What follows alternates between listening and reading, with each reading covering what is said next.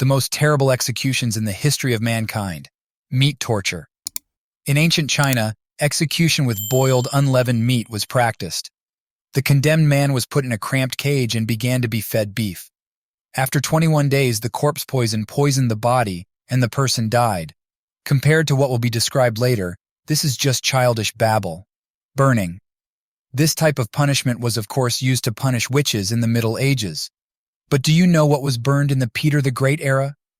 In general, if you read the military article of Peter I, you can find out a lot of terrible punishments.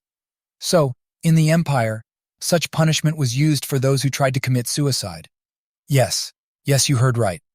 If an unsuccessful attempt was made, the person was still waiting for death, but as a punishment.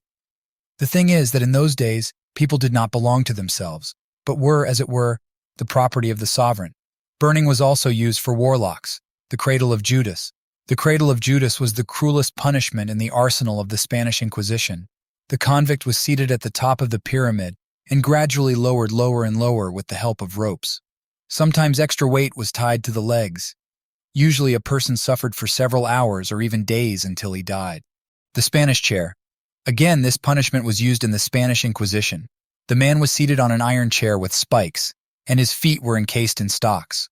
A fire was lit under the chair, which slowly fried the prisoner, and the skin was periodically watered with oil, quartering by horses. The poor man's arms and legs were tied to horses, which subsequently scattered in different directions. The result is clear. The gap. According to legend, Drevlians applied a similar punishment to Prince Igor. They tied him to 2 birch trees, and then let the trees go in different directions. Punishment with water. And again we return to Spain. In their sophistication, they were not inferior to China. Usually such punishment was used during the Holy Inquisition to get confessions out of heretics. The suspects were placed on a table that was slightly curved. Thus the person's stomach seemed to rise. After that, water was poured inside, and then they knocked on the swollen stomach with all their might, pouring lead. We return to Peter's times again. The following type of punishment was applied to counterfeiters. Red-hot lead or tin was poured into the throat through a funnel. They say, "I broke the law for the sake of despicable metal, so get drunk on it." Sometimes boiling water was used instead of metal.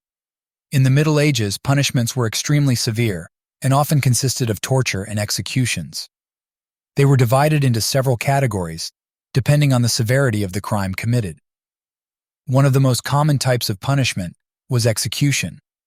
There were many methods of execution, including crucifixion, execution on a wheel, beheading, burning at the stake, and drowning. These methods were used for those who committed murder, treason, heresy, or other serious crimes. In addition to executions, torture was often used to extract confessions from the accused. Among the torturers were executioners, stone gambits, finger guns, the Iron Virgin, and many other cruel methods.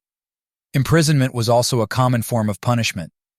Prisoners were usually kept in terrible conditions, with minimal food and drink, which led to severe consequences for their health.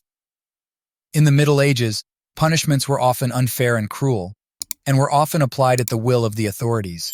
Nevertheless, they were part of the rigid medieval justice system and continued to be used for many centuries.